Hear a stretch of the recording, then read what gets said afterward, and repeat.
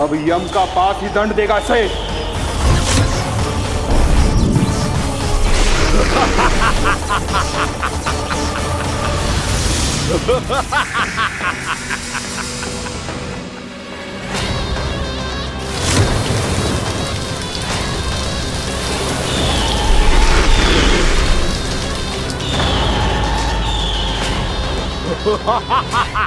तूने जल की धार को भले ही काट दिया हो दुष्ट, पर हिम में धार नहीं होती।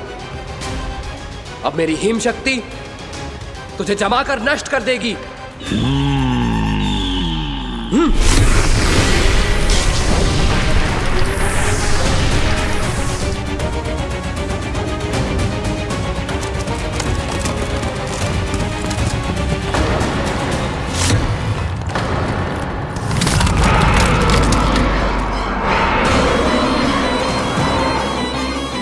चंद्र, वरुण, यम, अग्नि, इंद्र, तुम में से कोई भी इस योग्य नहीं है कि मुझे पराजित कर पाए और इस विष्णु अवतार की रक्षा कर पाए।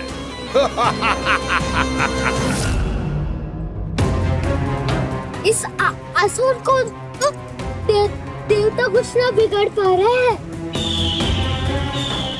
अब क्या होगा खाना का? बकासुर, मैं अपनी किरणों की ताप से तुझे छल्दी छल्दी कर दूंगा।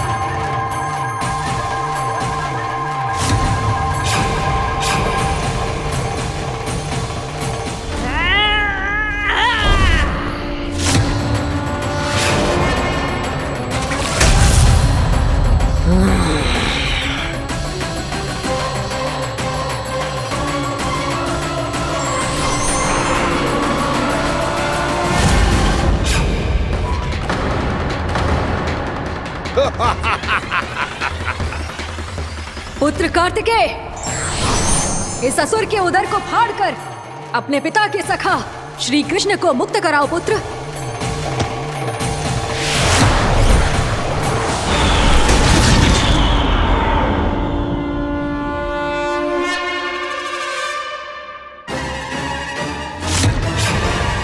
मैंने कहा था, तुम में से कोई भी मेरा बाल भी बांका नहीं कर पाएगा। तुम देवताओं का तो सामर्थ्य ही क्या, स्वयं देवों के देव महादेव भी मेरा कुछ नहीं बिगाड़ पाएंगे। कृष्ण को अपने उदर में ही पचा जाऊंगा मैं।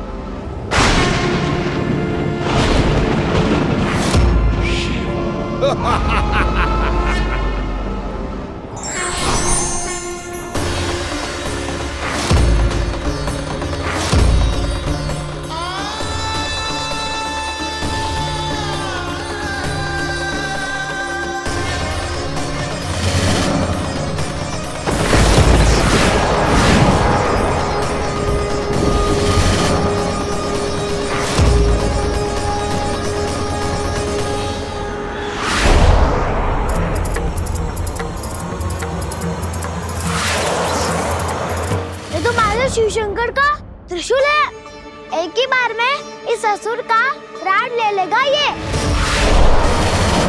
हाँ, महादेव का त्रिशूल।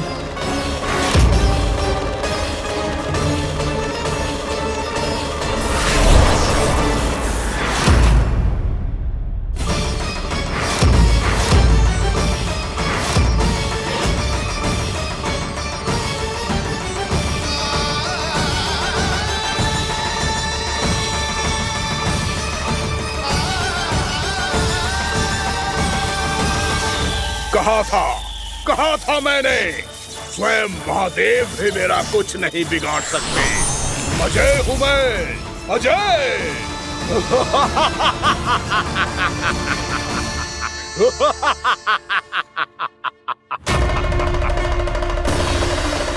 प्रभु, आपके त्रिशूल की महिमा तो अपरंपार है, तो फिर ये ठहर क्यों गया? आपने अपने त्रिशूल को वापस क्यों ले लिया महादेव? इस दुष्ट का संहार क्यों नहीं किया? क्योंकि इसकी मृत्यु मेरे हाथों नहीं, मेरे सखा नारायण के अवतार श्री कृष्ण के हाथों ही होगी, और यही विधि का विधान है। पर पिताजी, श्री कृष्ण तो इस असुर के उदर में फंसे हुए हैं, हम उन्हें मुक्त कैसे कराएंगे? ये उन्हें स्वयं ही मुक्त करेगा पुत्र। श्री कृष्ण अपने अपमान से क्रोधित नहीं होते, पर अपने भक्तों का अपमान वो क्षण भर भी सहन नहीं कर पाते। वकासुर यही भूल कर रहा है, हम सबका निरंतर अपमान करके वो उन्हें क्रोध दिला रहा है। वो ये नहीं जानता कि शीघ्र ही उन्हें अपने उदर में रख पाना उसके लिए असंभव हो जाएगा।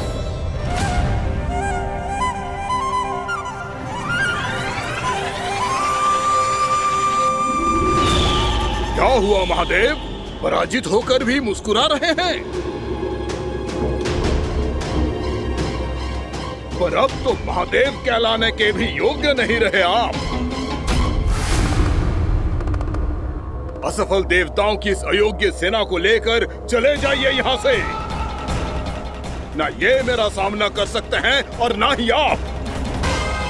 मेरी शक्ति के सामने आप अक्षम हैं महादेव।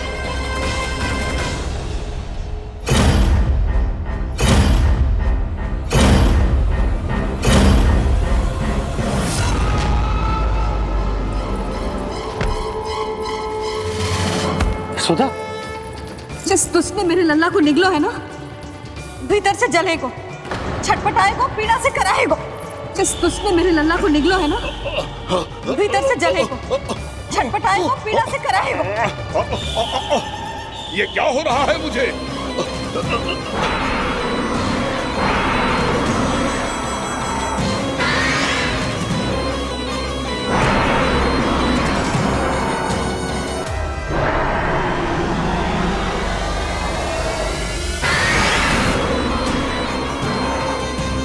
मुझे ऐसा क्यों लग रहा है जैसे भीतर से जल रहा हूं मैं? ये क्या हो रहा है मुझे?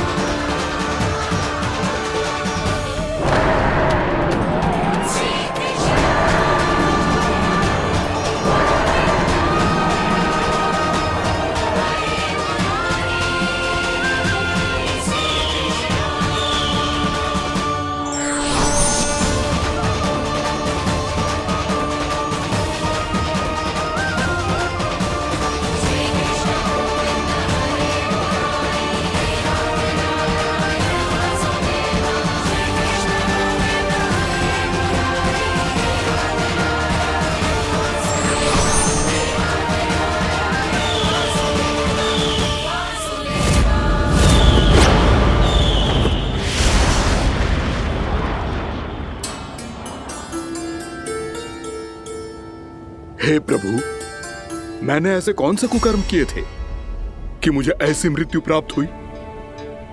और ऐसे कौन से सुकर्म किए थे? क्या आपके हाथों से मुझे मोक्ष प्राप्त हुआ है प्रभु? सीमित स्मरण करो, हे गिरीश की पुत्र वक्कासुर। स्मरण करो, कैसे अपने पिता की तरह अभिमान से भरे हुए थे तुम।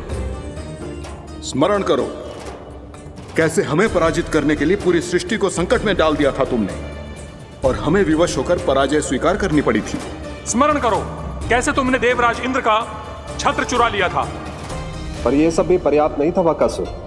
तुम्हारे पापों का घड़ा तब भरा था जब तुमने देवी गंगा के जल में साधना करते हुए जजाली मुनि की तपस्या में व्यवधान डाला था।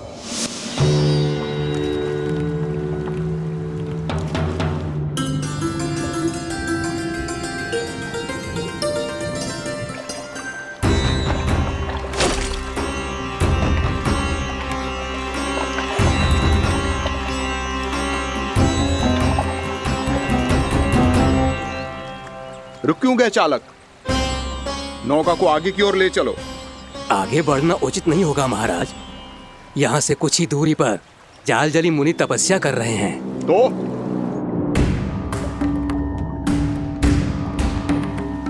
मेरे मत्स्य आखेट के क्षेत्र में इसने तपस्या करने की भूल की है।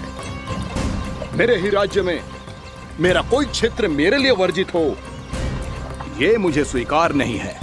आपने पर्याप्त मत्स्य आखेट कर लिया है महाराज। यदि तुम इन मछलियों का आहार नहीं बनना चाहते हो, चुपचाप मेरी आज्ञा मानो। क्षमा, क्षमा महाराज।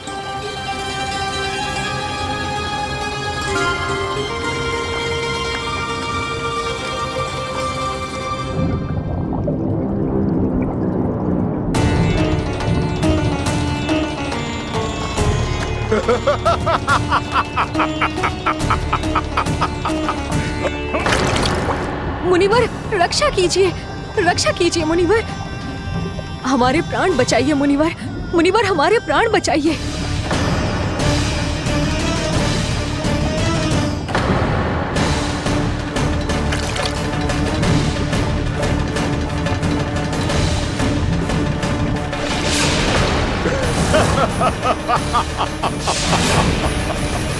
ठहर जाओ असुरराज। इन मछलियों को हानि ना पहुंचाओ। क्यों मुनि? अब मछलियां पकड़ने के लिए मुझे तुमसे आज्ञा लेनी पड़ेगी। तुमने तपस्या करने से पहले किससे आज्ञा ली थी? मां गंगा से, इस जल में रहने वाली सभी मछलियों से। इस उपकार के बदले इन सभी मछलियों को रक्षा करने का वचन दिया था। इसीलिए असुरराज, मैं शांति से कह रहा हूं, इस स्थान को अशुद्ध ना करो। चुपचाप यहां से चले जाओ, नहीं तो इसका परिणाम अच्छा नहीं होगा।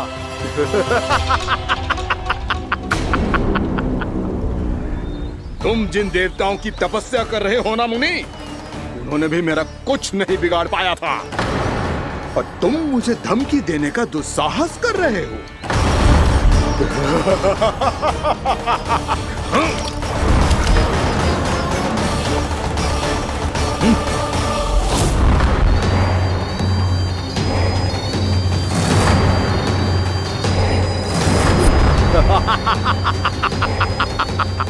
मूर्ख, विचारों से तो तू राक्षस है ही, और स्वभाव से उस बगुले की तरह है जो भूख ना होने पर भी उन निर्दोष मछलियों को आहार बनाता रहता है। इसलिए अभी इसी क्षण से तू बगुला का जीवन जिएगा। ये मेरा श्राप है, ये मेरा श्राप है।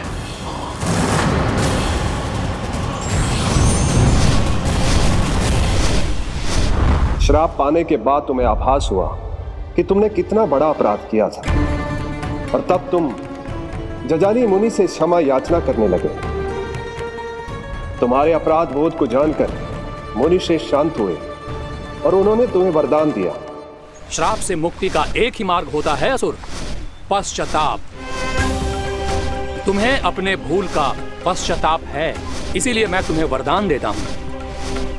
तुम्हें मेरे श्राप से मुक्ति अवश्य मिलेगी। स्वयं प्रभु श्री नारायण के अवतार इस बगुले के देह के बंधन से तुम्हें मुक्त करेंगे।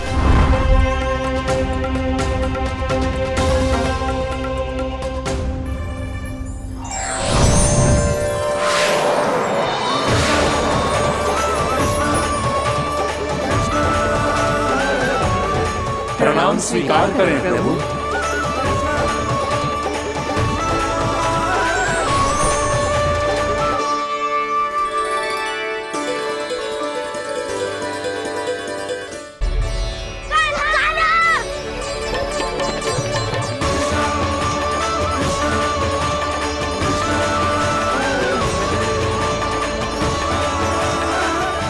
मुझे ना पता कि तुम सबने क्या देखो है, शायद जो देखो है, बस मैया से कछु मत ही बताना। कान्हा!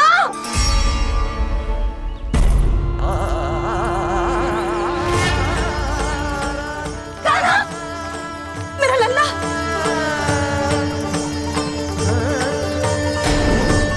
भानु बता रहा था तुझे कोई असुर पंछी निकल गया था। हाँ?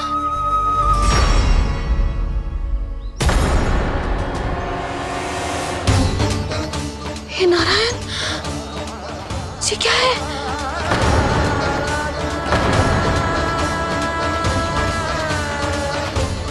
ये सब कैसे हुआ लल्ला? हाँ? कोई बताएगा मुझे ये क्या है?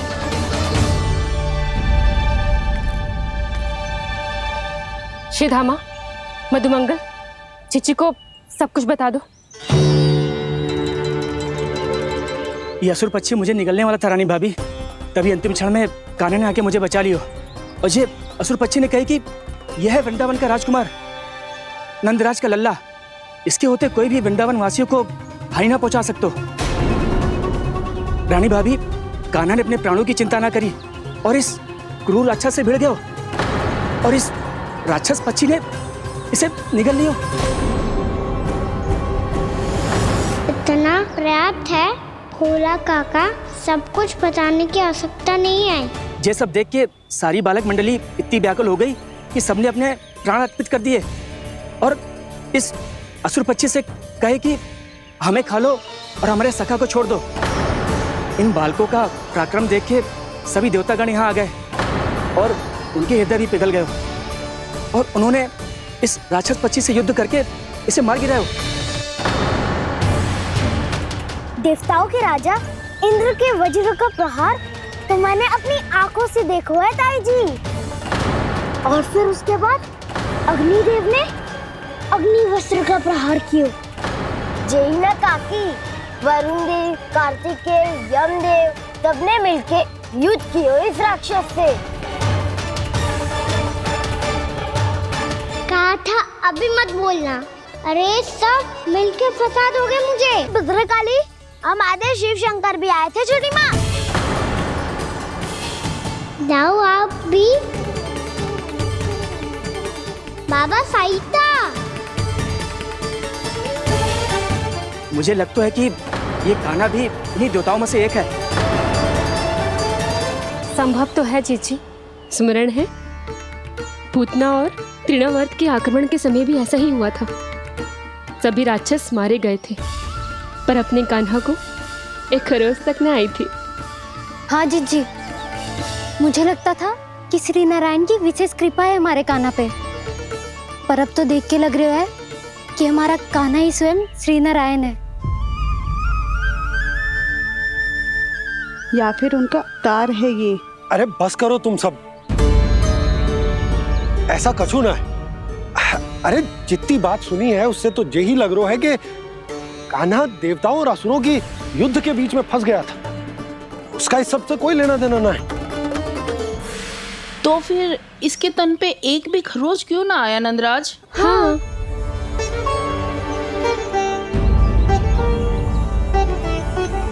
है काकी, खरच तो है। दिखा लल्ला। भैया बात पीड़ा आ रही है, कुछ करो ना। चिकोपिया भी ना अति करती है। श्री नारायण का अवतार हो तो इतनी तनिक सी खरोच पे ऐसे रो तो क्या? बस बहुत होगा। अब तो तुम सबने सीमा ही पार कर दी है। कभी से श्री नारायण बुलाते हो, कभी श्री नारायण का अवतार। तनिक कछु हो ना जाता है कि तुम सब कहानियां बुनने लगती हो। जे बस साधारण सा बालक है, मेरा लल्ला है जे, इसे भगवान मत ही बनाओ।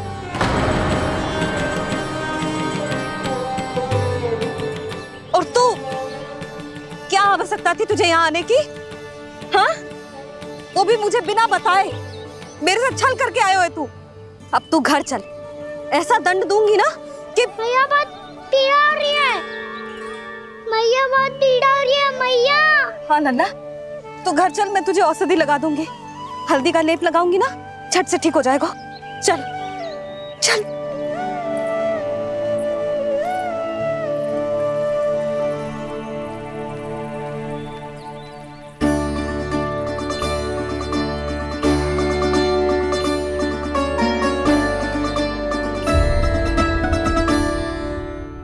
बहुत पीड़ा हो रही है मैया।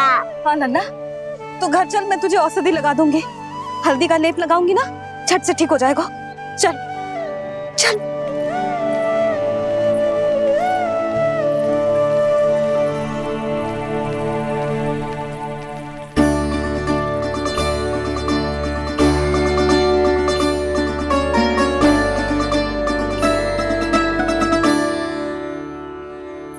बस लल्ला बस, रो मत। चल चल चल, आजा।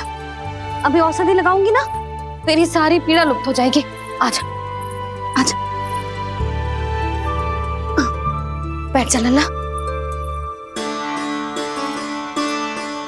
अभी आई मैं। हाँ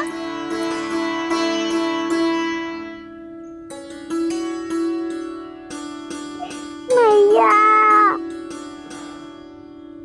अरे तू अभी तक रो रो है? क्या कह रही थी सारी गोपियां? बता। के मेरा लल्ला श्री नारायण का अवतार है, दिव्य है, भगवान है। और जो भगवान इतनी छोटी सी चोट पे रोते हैं क्या? इतनी तो लगी भी ना है तुझे जितना तो तू आ ऊ कर रो है।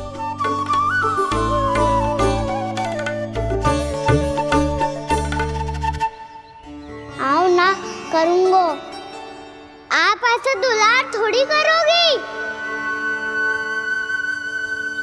ओहो, वृंदावन का गौपालक जो इतनी छोटी सी चोट पे रोता है ना, गोप बालकों का मुखिया इतनी छोटी सी चोट पे रोता है। मेरा लल्ला तो सबसे शक्तिशाली है, इतनी छोटी सी चोट तो क्या बड़े बड़े राक्षसों से भी ना घबराता है। हाँ, एक बार में सबको समाप्त कर देता है कि ना? हाँ मैया, यदि कोई राक्षस वृंदावन की ओर तेरी दृष्टि करके आएगा तो सबसे पहले कान्हा को सुरक्षा में खड़ा पाएगा, फिर चाहे जो बाल बन के आए या बगुला बन के।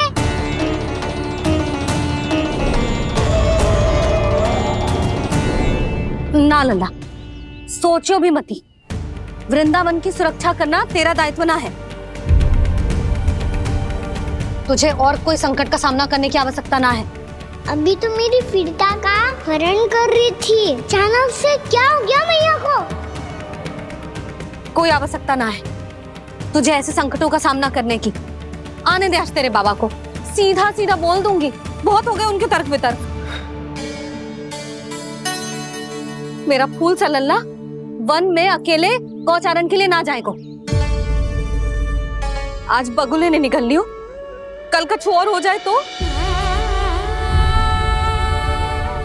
नारायण ना करे, कहीं कछु ऊंच नीच तुझे कछु हो जाए तो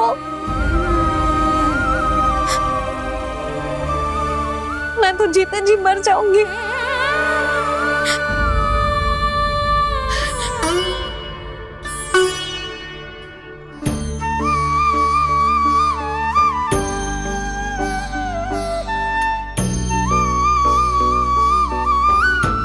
वीर लल्ला की वीर मैया इतनी से बात तो रोती है क्या?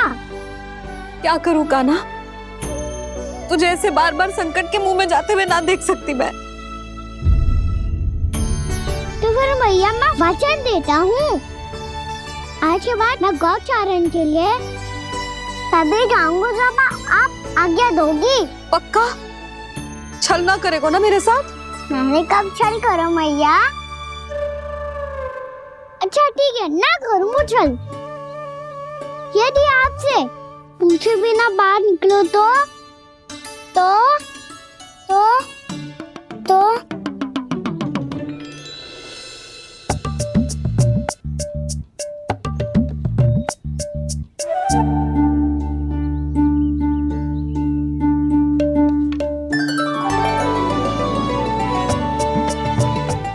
ये रही आपकी छड़ी और ये रही मेरी पीठ। चेक बिना तापर तोड़। ठीक है, जब तूने अपना दंड निर्धारित कर ही लियो है तो सोच ले, अब अगर तूने मेरी बात ना मानी तो तोड़ तोड़ छड़ी पड़ेगी, समझ आई?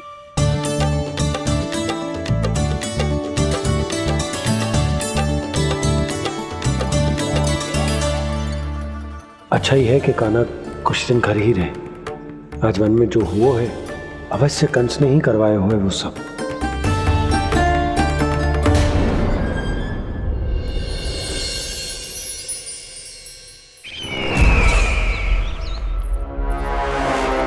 आपका ये धनुष तो सबसे अधिक शक्तिशाली था महाराज, ये कैसे टूट गया? कहीं ये बकासुर की पराजय का संकेत तो?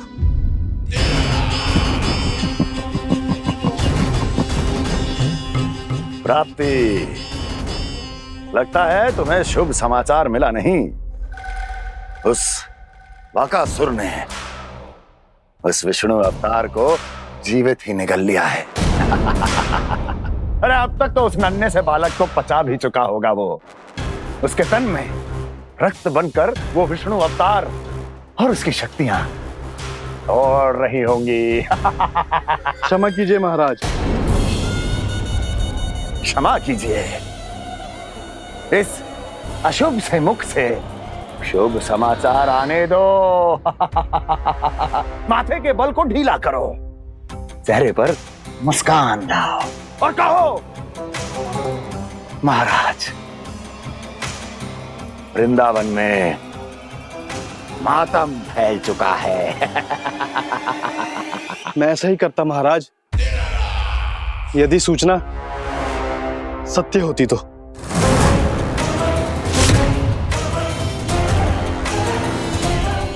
कहना क्या चाहते हो? एक क्षण में सूचना उगलो, अन्यथा मेरा योद्धा बकासुर विष्णु अवतार की तरह तुम्हें भी जीवित निकल जाएगा। आने दो। बकासुर मारा गया महाराज, बकासुर मारा गया महाराज, बकासुर मारा गया। बकासुर मर चुका है? असंभव। असंभव। बकासुर ने उस बालक को निगल तो लिया था, पर उसकी सुरक्षा करने के लिए सभी देवता वहां प्रकट हो गए, पर फिर भी कोई बकासुर का सामना नहीं कर पाया। और फिर क्या हुआ? वो बालक स्वयं ही बकासुर के उदर से बाहर आ गया और उसकी चोंच तोड़कर उसकी हत्या कर दी।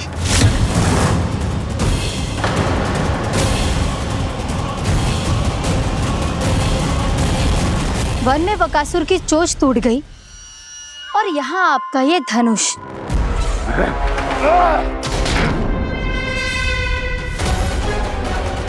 केवल नहीं टूटा तो आपका ये भ्रम महाराज। क्षमा कीजिएगा महाराज, आपका भ्रम टूटना आवश्यक है। आवश्यक है आपको यह आभास होना कि उस विष्णु अवतार को पराजित करने के लिए आपके साधारण योद्धाओं में वो सामर्थ्य नहीं है। अच्छा सर, उतना तृणावर्त, बकासुर, ये सब साधारण नहीं थे प्राप्ति, साधारण नहीं थे।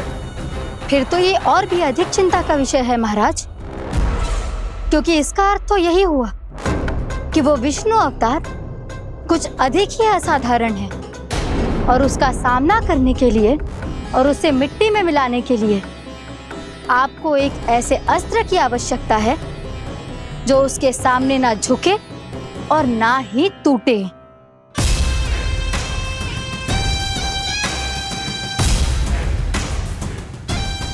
तो फिर मैं ऐसा ही अस्त्र ढूंढूंगा, चाहे आकाश पाताल एक क्यों ना करना पड़े मुझे, 10 दिशाएं 14 भुवन क्यों ना नापने पड़े मुझे। मैं उस अस्त्र को अवश्य ढूंढ निकालूंगा जो उस विष्णु अवतार के प्राणों की डोरी इस धनुष की तरह तोड़ सके।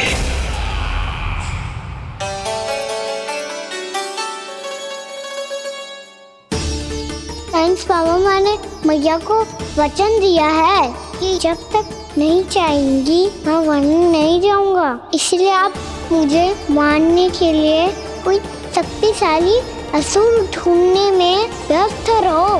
कुछ दिन तब तक मैं व्यस्त रहूंगा अपनी मैया की सेवा करने में।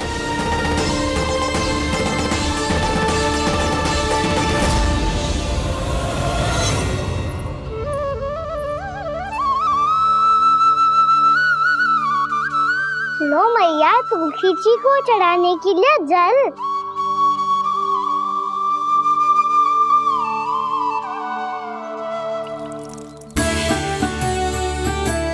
लो मैया, और आटा।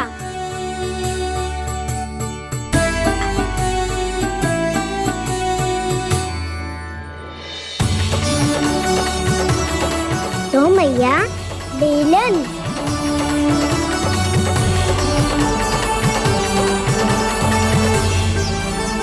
ले तनी खा ले। ओ मैया, भूख ना लगी है। बिना भूख के खाने से क्या लाभ? और तेरा जब पेट तो कह रहा है कि उसे भोजन चाहिए। और लाभ कैसे ना है लल्ला? भोजन का लाभ है ना, तन को पोषण मिलेगो, स्वास्थ्य बनेगो, जे तेरी भुजाओं में शक्ति आ जाएगी ताऊ के जैसी, ताऊ से भी अधिक। तेरे जे केस भी लंबे हो जाएंगे। सच्ची मैया? सच्ची। माप के देख लियो नित्य दिन। तनी खा।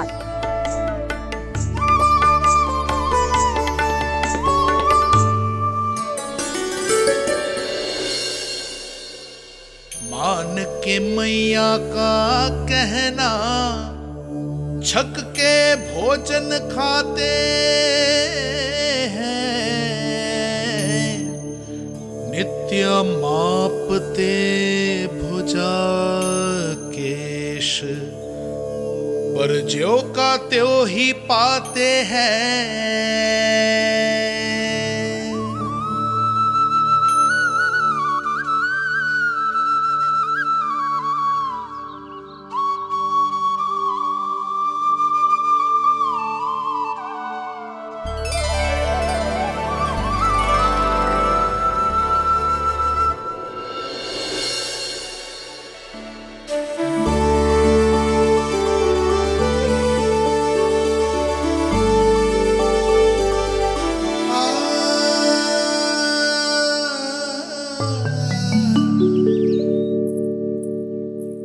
ले लल्ला, फल खा ले।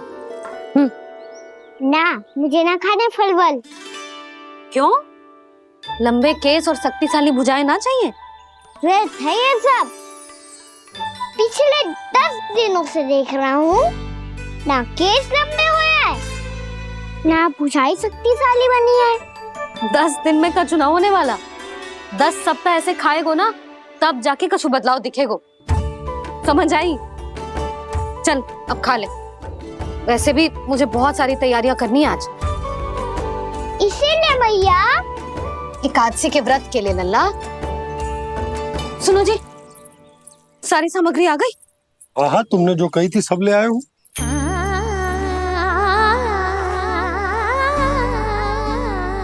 इसमें नारियल तो है ही ना, उसके बिना मैं एकादशी की पूजा कैसे करूंगी? यशोदा, मैंने भोला से कह दिया, वो लेकर आते ही होगा। घबराओ मत। कैसे ना घबराओ जी, आपको पता है ना एकादशी का व्रत मेरे लिए कितना महत्वपूर्ण है। पतो है। अरे इसमें तो दिए भी ना है। दिए ना है? अब मैं अभी लेकर आता हूँ। आप रहने दो, मैं ही लेके आती हूँ। भक्त भोला राम के यहाँ से है? भक्त भोला राम? मेरा अर्थ है कुमार भोला यहाँ के यहाँ से। हाँ हाँ, वो ही।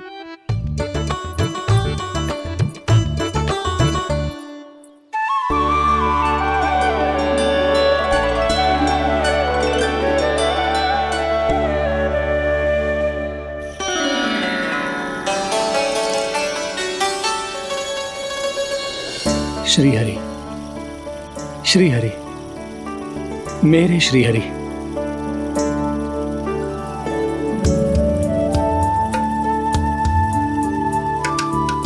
मेरे श्रीहरि। भोला राम, मेरी मटकी तैयार है? मेरे श्रीहरि। मेरे श्रीहरि।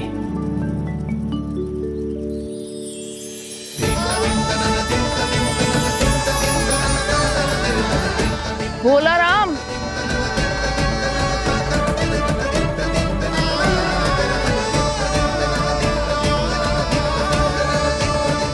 भोला काका, ओ भोला काका।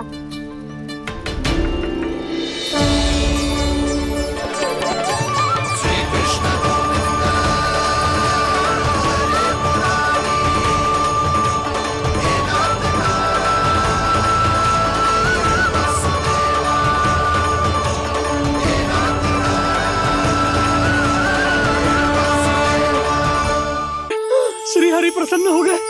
मेरे श्री हरि आ गए, मेरे भगवान आ गए। मेरे श्री हरि आ गए, मेरे भगवान आ गए। मेरे श्री हरि आ गए, मेरे भगवान आ गए। मेरे श्री हरि आ गए, मेरे भगवान आ गए। मेरे भगवान आ गए, मेरे घर मेरे भगवान आ गए।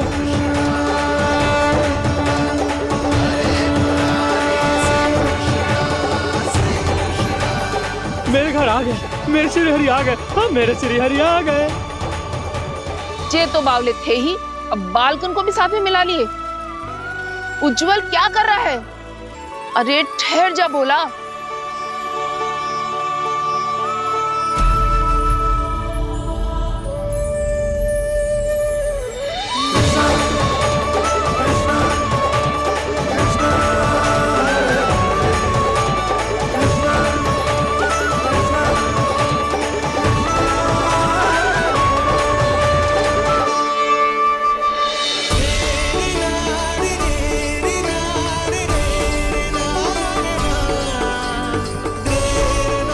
प्रेम से बुलाओ, आएंगे हरी भी।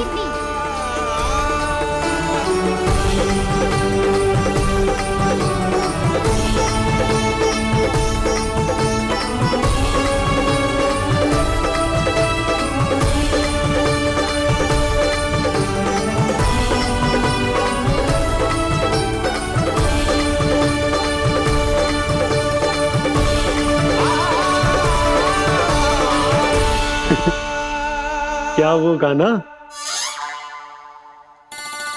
किसकी धुन में झूम रहा तू? निर्मल निशा भक्ति की धुन में।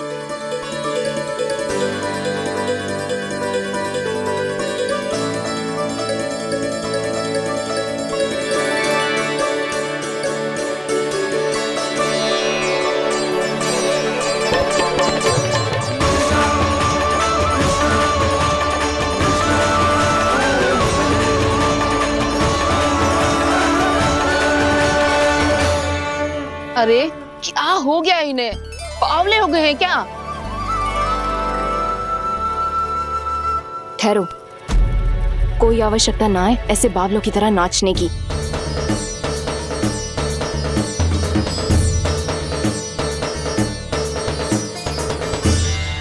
बावले ना है मौसी, भक्ति में रम गए। बस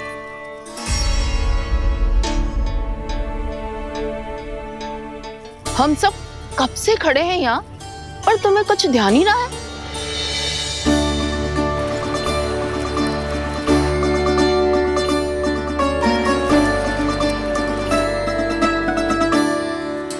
नाच गाने में ऐसे मगन हुए कि हमें देखा भी ना।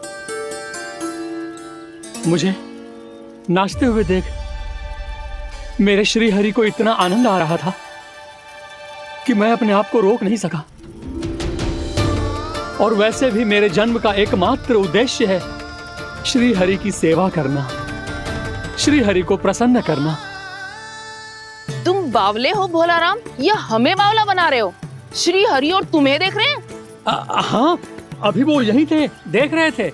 भोला काका, आपने भी ना अति कर दी। अब हमें भी बताओ तनी, कहाँ थे श्री हरि?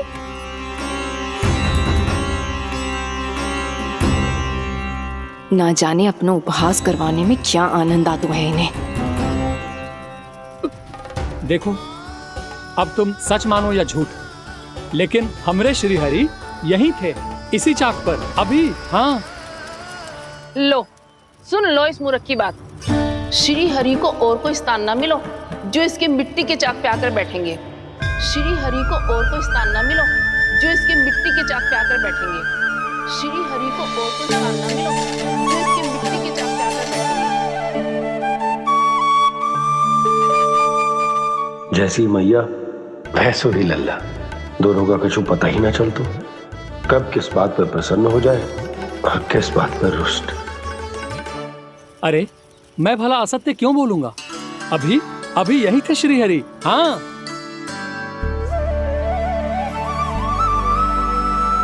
हाँ, जैसे श्री हरि को तो कोई कार्य है ही ना, वो तो आतुर होके बैठे रहते हैं कब तुम हरि हरि बुलाओ और वो दौड़े चले आए। भगवान तो भक्तों के पास आने के लिए सदैव आतुर रहते हैं, बल्कि सत्य तो यह है कि भक्तों के मन में ही निवास करते हैं भगवान।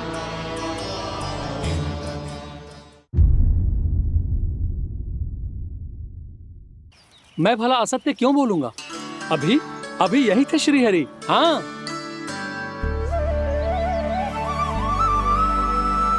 हाँ, जैसे श्री हरि को तो कोई कार्य है ही ना, वो तो आतुर होके बैठे रहते हैं कब तुम हरि हरि बुलाओ और वो दौड़े चले आए।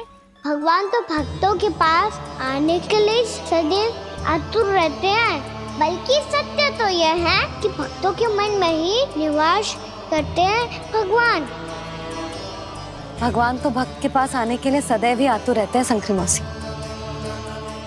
बल्कि सच्ची बात तो ये है कि भगवान हमारे मन में ही निवास करते हैं। कम से कम तू तो इसे बढ़ावा मत दे जशोदा। जब देखो जब हरि नाम की रट लगाए रहते है। हरि बोलते बोलते ऐसो बावलो होता है कि सारा कार्य भूल जाता है। 2 दिन से अपनी मटकी के लिए चक्कर काट रही हूँ। अभी तो एक चक्कर और लगाना होगा आपको। आपकी मटकी तैयार हो गई है, अभी लाता हूँ।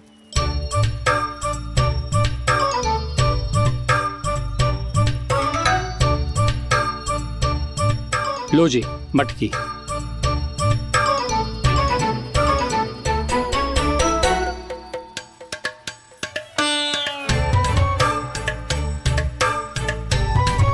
इस कच्चे मटके का क्या करूं मैं?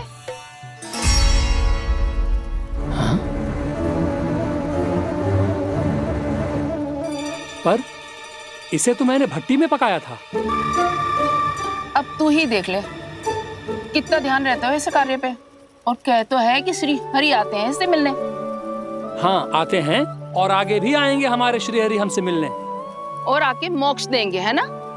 मांगूंगा तो मोक्ष भी दे देंगे, मांगूंगा तो मोक्ष भी दे देंगे, मांगूंगा तो मोक्ष भी दे देंगे। अभी तो ये बता कि तू मुझे मेरी मटकी कब देगो?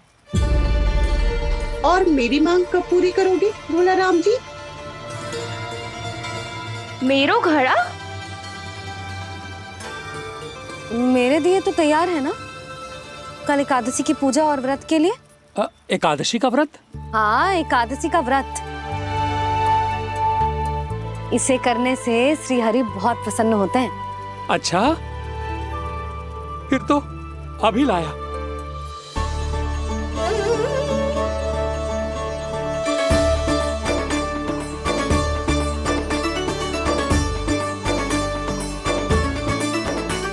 लो जी आपके दिए।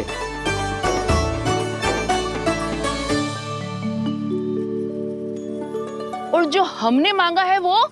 बाकी सब शेष द्वादशी के दिन मिलेगा, क्योंकि कल मैं भी एकादशी का व्रत रखूंगा, क्योंकि कल मैं भी एकादशी का व्रत रखूंगा, क्योंकि कल मैं भी एकादशी का व्रत रखूंगा।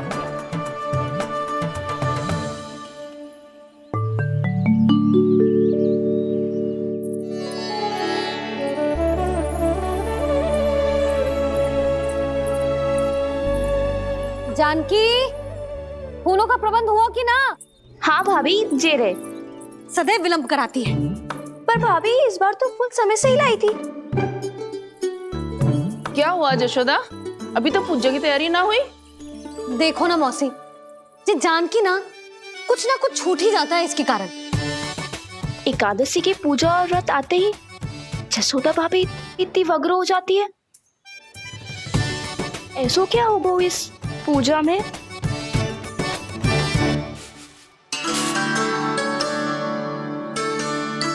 ये थाली में रोली चंदन रखने से, दिया जलाने से के होगो? आपको पता भी है एकादशी का व्रत क्यों रखते हैं? क्या महत्व है इसका? लो, जे तो मैं जसोमती रानी से पूछना भूल ही गया। पर हाँ भगवान, मेरे लिए इतना ही पर्याप्त है कि इस व्रत को रखने से मेरे श्रीहरि हमसे प्रसन्न हो जाएंगे।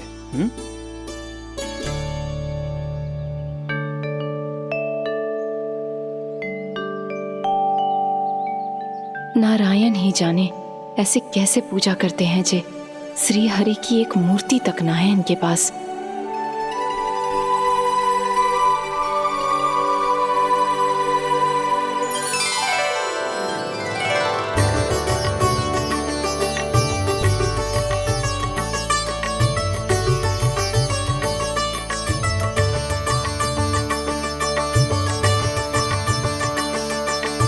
प्रभु, न तो मेरे पास मूर्ति है और ना तो इस व्रत के विधि विधान के बारे में मुझे जानकारी है और ना ही मुझे इसके महत्व के बारे में जानकारी है, पर फिर भी मैं करना चाहता हूं।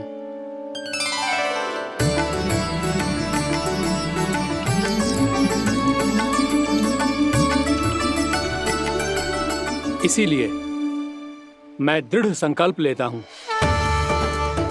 पूरी निष्ठा के साथ, श्रद्धा के साथ और पूरी आस्था के साथ मैं इस व्रत को संपन्न करूंगा।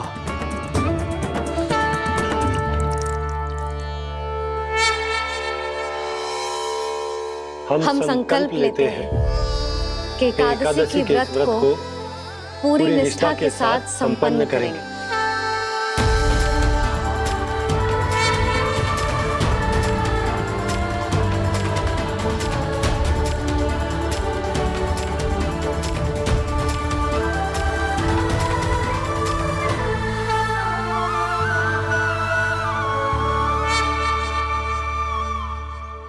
तुलसी जी के पत्ते तो हैं ही ना। श्री नारायण को तुलसी जी के पत्ते के बिना भोग ना चढ़तो है। जानकी, तुलसी के पत्ते कहाँ हैं? भाभी, मैं तो कब से यही पूछना चाह रही थी कि तुलसी के पत्ते लाऊं क्या, पर आप तो व्यस्त थी ना। तुझे कितनी बार समझाओ है ना, यदि तेरे कछु करने से किसी और की कोई हानि ना हो रही हो या किसी के अच्छे कार्य में सहायता हो रही हो तो मुझसे आज्ञा लेने की आवश्यकता ना है। समझ गई भाभी, आगे से जाना उनको। ले अभी लेकर आती हूँ।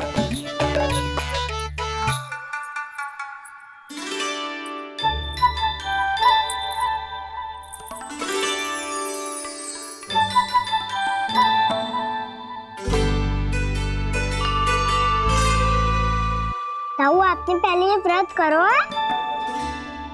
आपको इसका महत्व पता है? भाभी चल। जानकी, तुमने ये व्रत करो है? फिर तुमको इसका महत्व पता है? सुमति जी, आपको पता है इसका महत्व? कान्हा, क्यों तंग कर रहे हो सबको? मैया, सबने करो ये व्रत, मुझे भी करना है।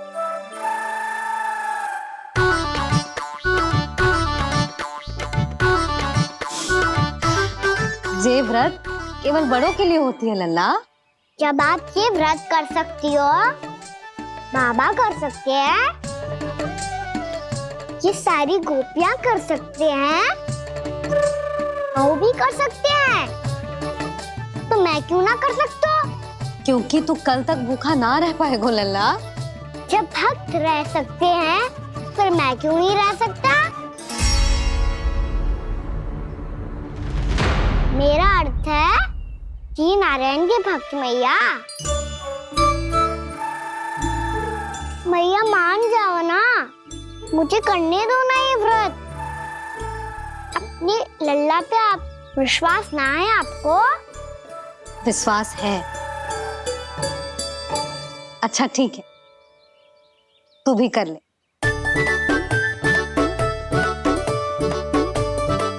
पर मैया व्रत की कथा तो सुनाओ, मैं तो अबध हूँ ना, मुझे कैसा पता चलेगा कि ये व्रत करते क्यों हैं?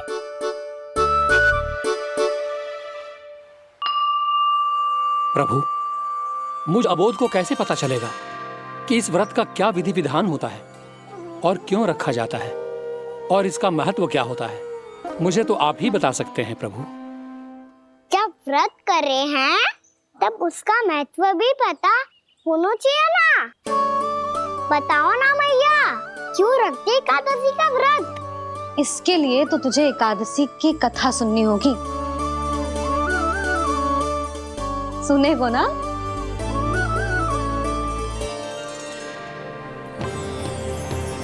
वसुदेव सुतं देवं कंसचाणूरमर्दनम् श्रीहरि, यशोदा परमानंदम् कृष्णं वन्दे जगद्गुरुम्। वाह प्रभु, अपने भक्तों को एकादशी व्रत का महत्व समझाने का अच्छा उपाय खोज निकाला है आपने।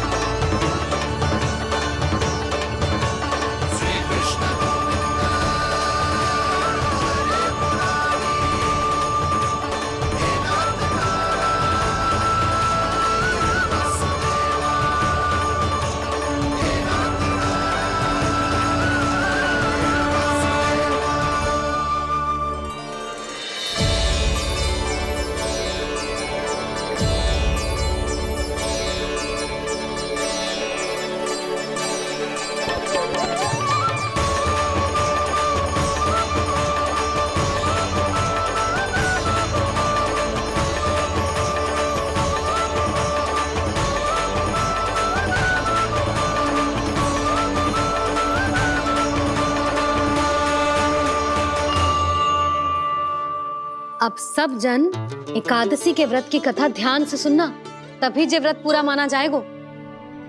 समझो लल्ला?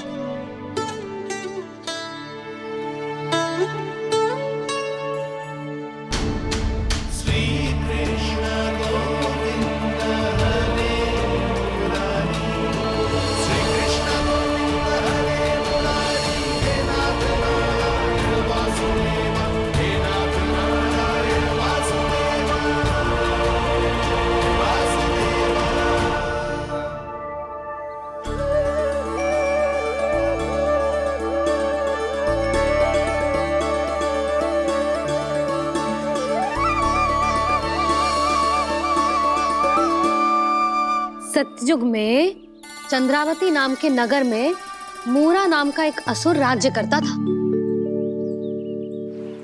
ओम ब्रह्मदेवाय नमः। ओम ब्रह्मदेवाय नमः। ओम ब्रह्मदेवाय नमः। ओम ब्रह्मदेवाय नमः।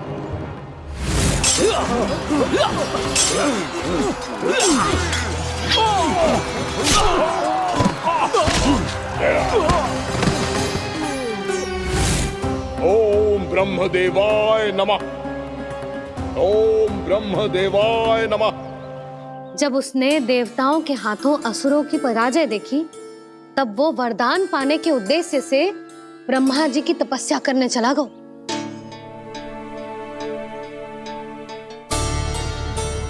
शीघ्र ही मूरा की तपस्या सफल हो गई और ब्रह्मदेव जी उससे प्रसन्न हो गए। ओम ब्रह्मदेवाय नमः। ओम ब्रह्मदेवाय नमः। ओम ब्रह्मदेवाय नमः। ओम ब्रह्मदेवाय नमः। ओम ब्रह्मदेवाय नमः। ओम ब्रह्मदेवाय नमः। ओम ब्रह्मदेवाय नमः। ओम ब्रह्मदेवाय नमः। मूरा, प्रणाम ब्रह्मदेव। तुम्हारी तपस्या सफल हुई।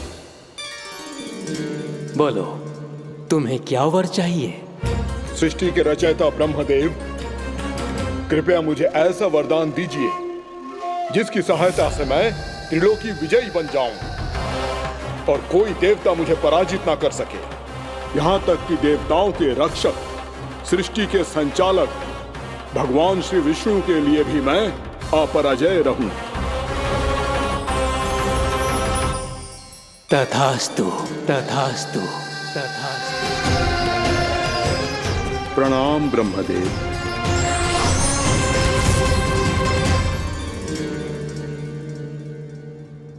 ऐसा वरदान पाकर मूरा बहुत अभिमानी होगा। यक्षों, किन्नरों, यहाँ तक कि देवताओं को भी युद्ध के लिए ललकारने लगो, पर किसी ने भी उसकी ललकार को स्वीकार ना करो,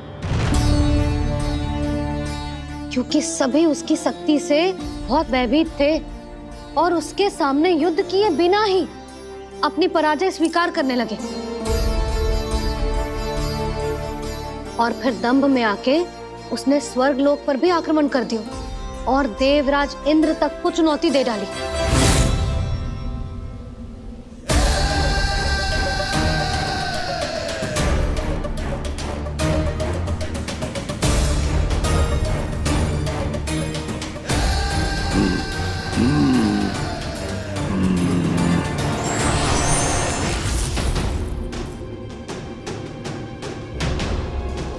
मैं प्रतीक्षा कर रहा हूं देवराज, क्या उत्तर है तुम्हारा? मुझसे युद्ध करोगे या फिर बिना लड़े ही पराजय स्वीकार कर मेरे अधीन हो जाओगे और सौंप दोगे मुझे अपना ये स्वर्ग लोक? सारी शक्ति तुम्हारे मुख में है या कुछ बाहुबल भी है तुम्हारे पास? मैं तुम्हारी चुनौती स्वीकार करता हूं मूरा, मैं तुम्हारी चुनौती स्वीकार करता हूं मूरा।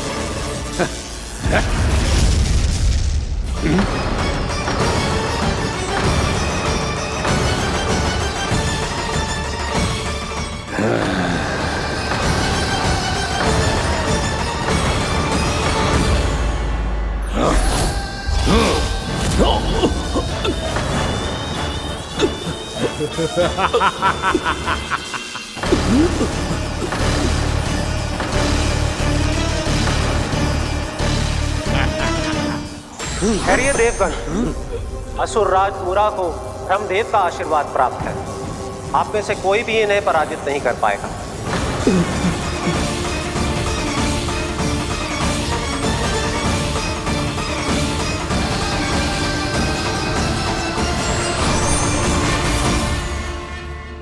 एक अवसर और देता हूं देवराज, युद्ध या अधीनता,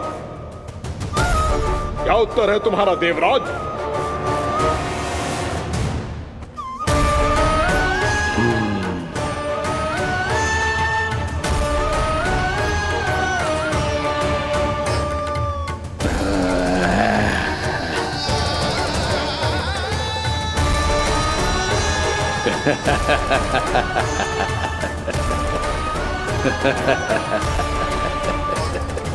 इंद्र और सभी देवताओं ने मूरा के आतंक में आके उससे भयभीत होके अपना सिंहासन छोड़ दियो। अब मूरा स्वर्ग का अधिपति बन गयो और शीघ्र ही उसने अन्य सभी असुरों को स्वर्ग में निवास करने के लिए आमंत्रित कर दियो। और इस प्रकार से वो धीरे धीरे तीनों लोकों का सम्राट बन गयो। उसे किसी ने रोका नहीं मैया? ना लल्ला, इतना साहस किसी में था ही ना। और फिर ये निश्चित करने के लिए कि भविष्य में किसी और असुर की मृत्यु ना हो, वो यमराज पे भी विजय प्राप्त करने के लिए यमलोक की ओर प्रस्थान कर दियो। वो तो अपने आप को और सभी असुरों को अमर बनाना चाहता था। पर देवता और यमराज भी उसकी ये योजना समझ गए थे।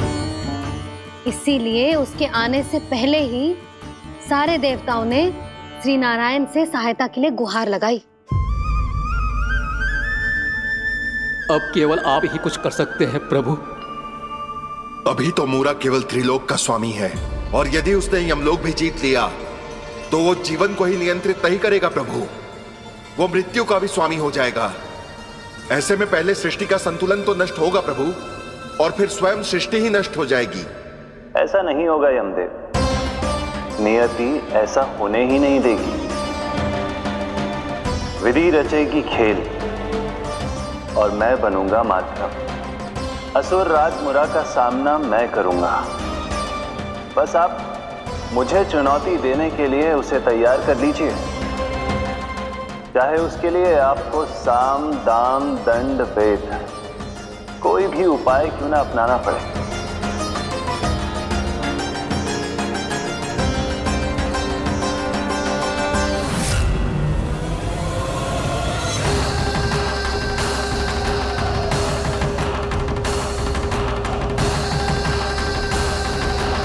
आप तो मेरी प्रतीक्षा में पहले से ही खड़े हैं यमदेव। तब तो आपने मेरी चुनौती के बारे में भी सुना ही होगा। कहिए, क्या उत्तर है आपका? मेरा स्वागत करके अपना राज्य त्यागेंगे या मेरा सामना करके अपने प्राण? असुर राज मुरा का सामना मैं करूंगा। बस आप मुझे चुनौती देने के लिए उसे तैयार कर लीजिए, चाहे उसके लिए आपको साम दाम दंड भेद कोई भी उपाय क्यों ना अपनाना पड़े।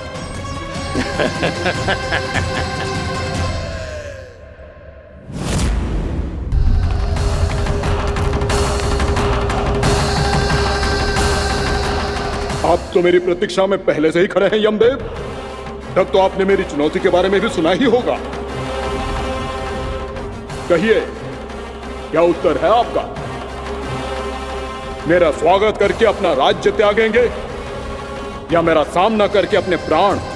हे असुर श्रेष्ठ, मैं आपकी अधीनता स्वीकार करने के लिए तैयार हूं। बस एक विनती है मेरी। शर्त को विनती का नाम देकर बहलाना चाहते हो मुझे यमराज? असुर राज मूरा के सामने शर्त रख पाओ, इतना सामर्थ्य नहीं है तुम में। इसका आभास है मुझे असुरराज, पर मैं आपकी अधीनता स्वीकार करूं इससे पहले आपको स्वामी धर्म का पालन करना होगा। मेरे पुराने स्वामी के क्रोध से मेरी रक्षा करनी होगी आपको। कौन है तुम्हारा पुराना स्वामी? भगवान श्री नारायण। और छोटी माँ, मूरासुर को तो श्री नारायण से भी रक्षा का वरदान प्राप्त था ना? यही तो श्री नारायण की लीला थी बलराम। पर वो राक्षस अपने दम में जे समझ ही ना पाओ कि वो क्या भूल करने जा रहा है, और पहुंच गो भगवान श्री नारायण को चुनौती देने के लिए।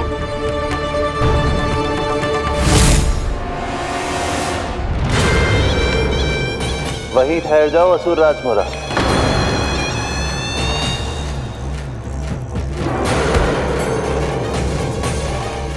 यहाँ क्यों आए? आपको पराजित करने और ये वैकुंठ जीतने, ताकि मैं यमलोक का स्वामी बन सकूं।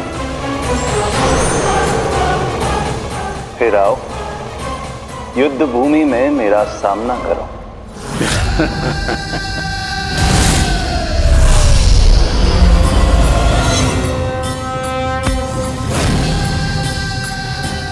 ये नहीं जानते कि इनसे ना हारने का वरदान तो मैं पहले ही प्राप्त कर चुका हूं, इसलिए युद्ध ठीक से आरंभ हो पाए उससे पहले ही इन्हें जीत लूंगा मैं।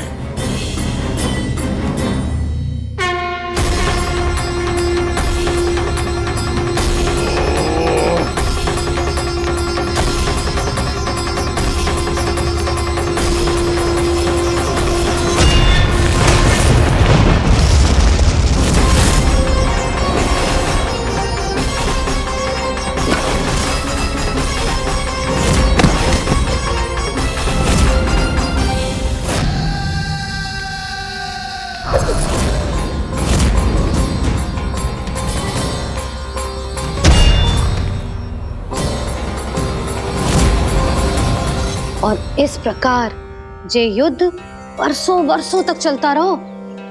दोनों योद्धा पूरे ब्रह्मांड में अनेक अस्त्रों शस्त्रों के साथ युद्ध करते रहे।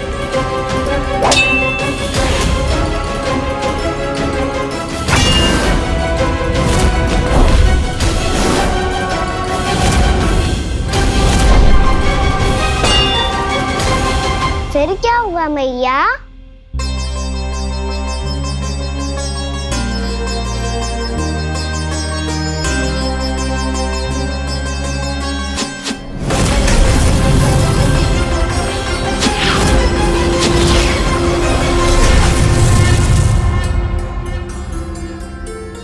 उस युद्ध को कभी समाप्त हुआ हो, पर कैसे?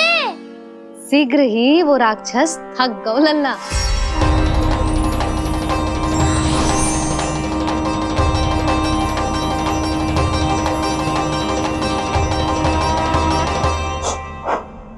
खड़े खड़े देख क्या रहे हैं नारायण? आक्रमण कीजिए, वध कर दीजिए मेरा।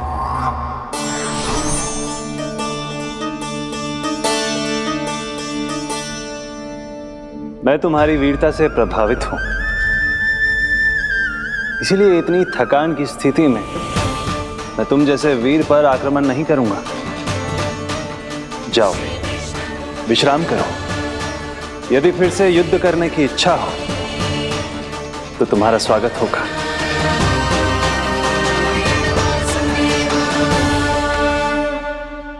जे कह के श्री नारायण बद्रिका आश्रम चले गए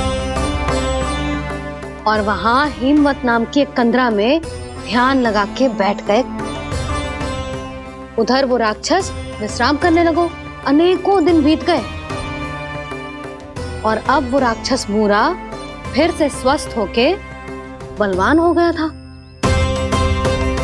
उसने अपनी सारी शक्ति फिर से प्राप्त कर ली थी। श्री नारायण ने उस पर दया करी थी, पर वो फिर से श्री नारायण को छलने को तैयार होगा।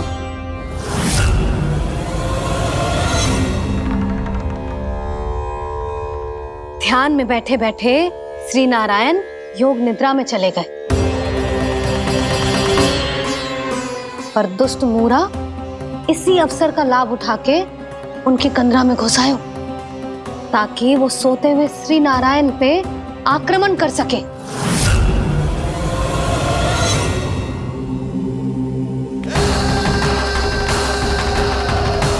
आज इस लंबे युद्ध को जीतकर अपने इस अंतिम शत्रु का भी अंत कर दूंगा मैं।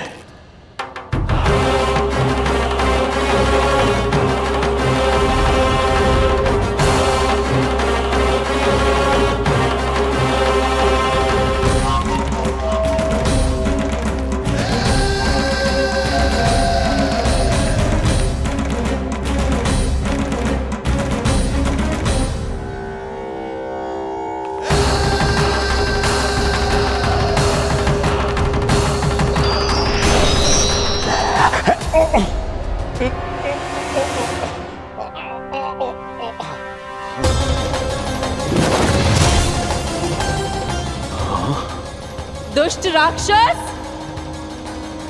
प्रभु ने तुझ पर दया की, तुझे संभलने का अवसर दिया। तू इन्हीं पर ही छल से वार करने चला है।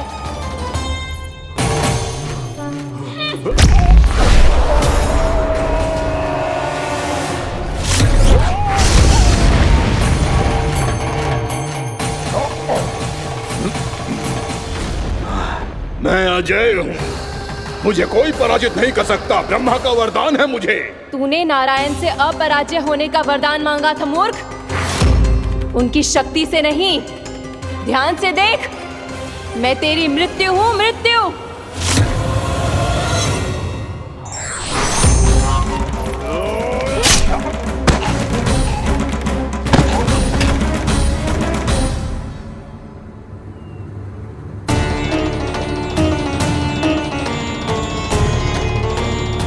वो देवी कौन थी छोटी माँ? और कौन बलराम, वो ही तो थी देवी एकादशी।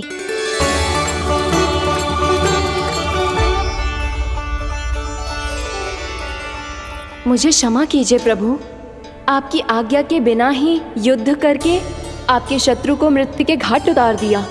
क्षमा नहीं, आपकी तो प्रशंसा होनी चाहिए देवी।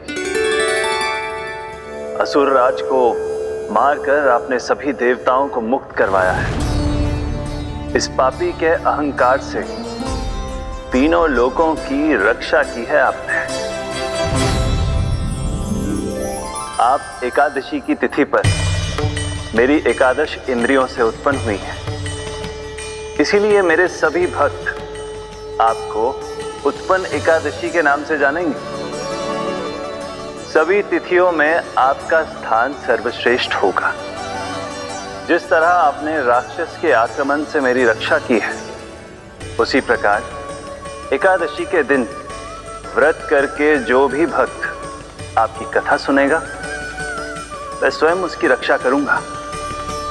जो आपकी पूजा करेगा उसे मेरी विशेष कृपा प्राप्त होगी और उसके साथ साथ उसे मिलेगा धन, सिद्धि और मोक्ष।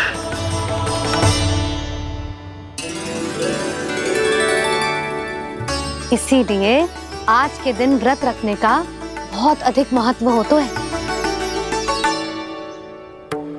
बोलो एकादशी मैया की जय। बोलो श्री नारायण भगवान की जय।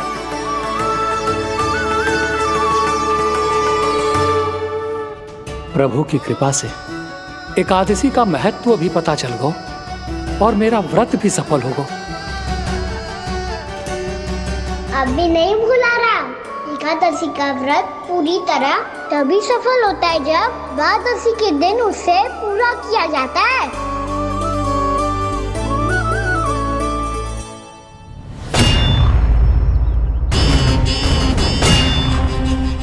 आवश्यक है आपको यह आभास होना कि उस विष्णु अवतार को पराजित करने के लिए आपके साधारण योद्धाओं में वो सामर्थ्य नहीं है। वो विष्णु अवतार कुछ अधिक ही असाधारण है।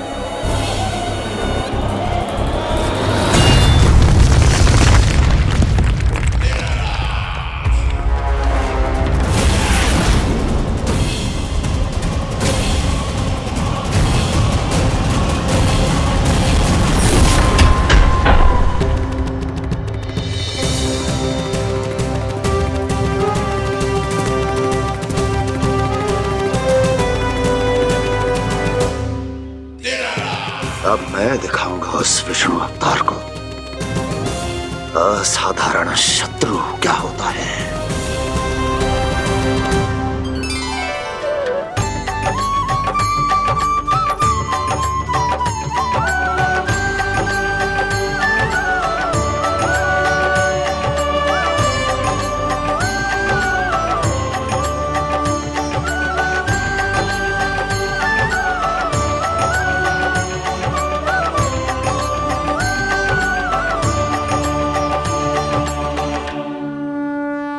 मामा अधीर हो रहे हैं, पर मैया ने मुझे अभी तक बाहर जाने की आज्ञा नहीं दी है। अभी उन्हें किसी और राक्षस को यहाँ भेजने से रोकने के लिए मुझे ही कुछ करना होगा।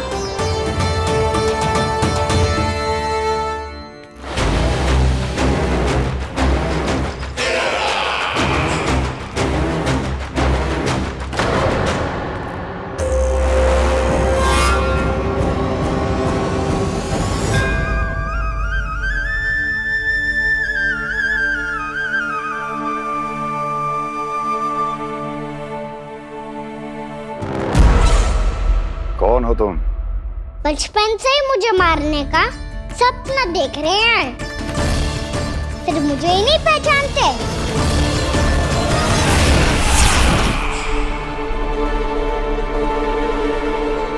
बचपन से विष्णु अवतार। कोई कान्हा बुलाता है तो कोई मुरलीधर पुकारता है, कोई माखन चोर कहता है, कोई कहता है चिच्चोर। पर विष्णु अवतार इस नाम से तो बस आप ही मुझे बुलाते हो मामा जी। इतना साहस कि तू यहां आ गया है।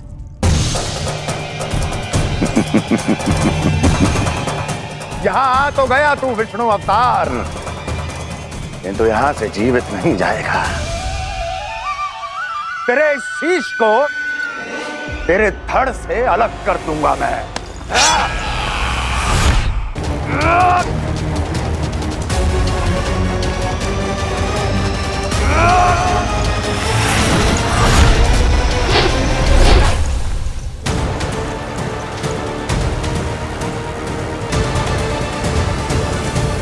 वहाँ कहाँ देख रहे हो मामा जी? मैं तैयार हूँ।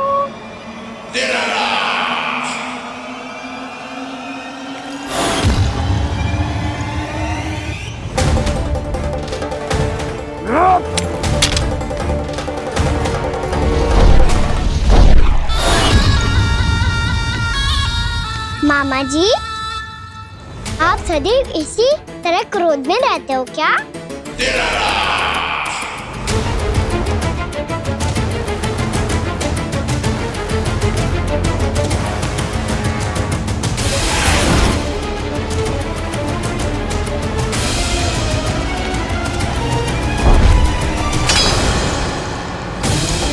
छोड़, छोड़ मेरी तलवार को।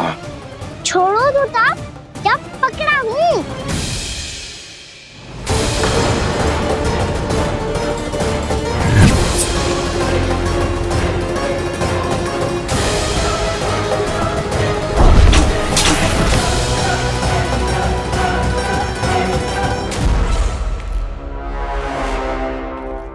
मामा जी,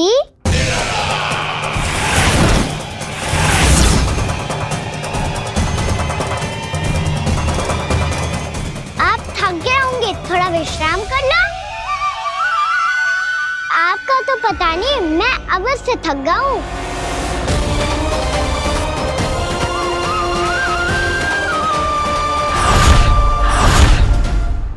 मेरे सिंहासन पर बैठने का तू साहस? अभी तो बस अभ्यास कर रहा था मामा जी। भविष्य में मुझे तो बैठना है यहाँ। आपने बल प्रयोग करके से अपने पिताजी से छीना था। मैं आपसे छीन लूंगा। जो छल और बल से लिया जाए वो अधिक समय तक टिकता नहीं है मामा जी।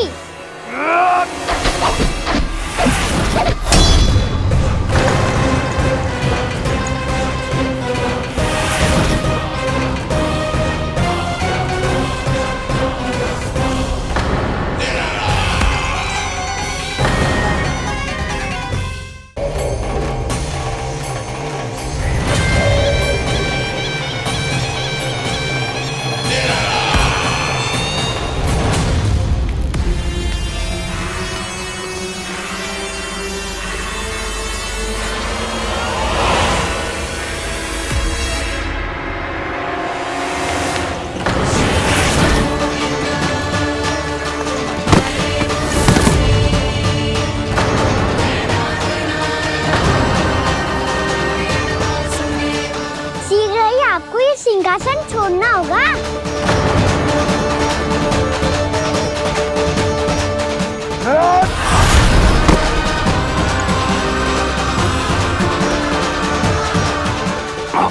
वो मेरा सिंहासन छीनना चाहता।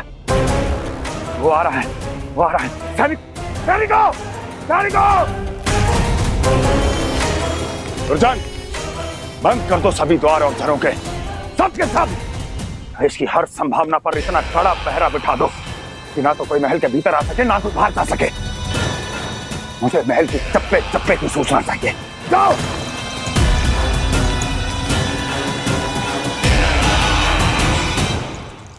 सिंहासन।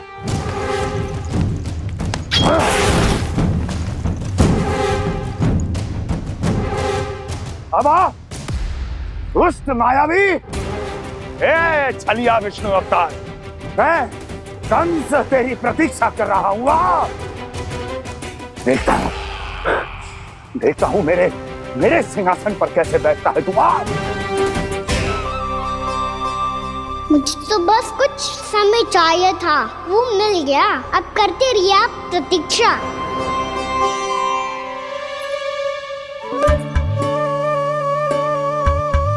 जी अपने आप से बातें क्यों कर रहे हैं जी?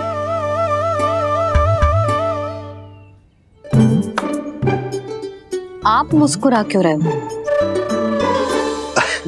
ना कछु ना। बताओ क्यों मुस्कुरा रहे हो? तुम्हीं पर गए जी।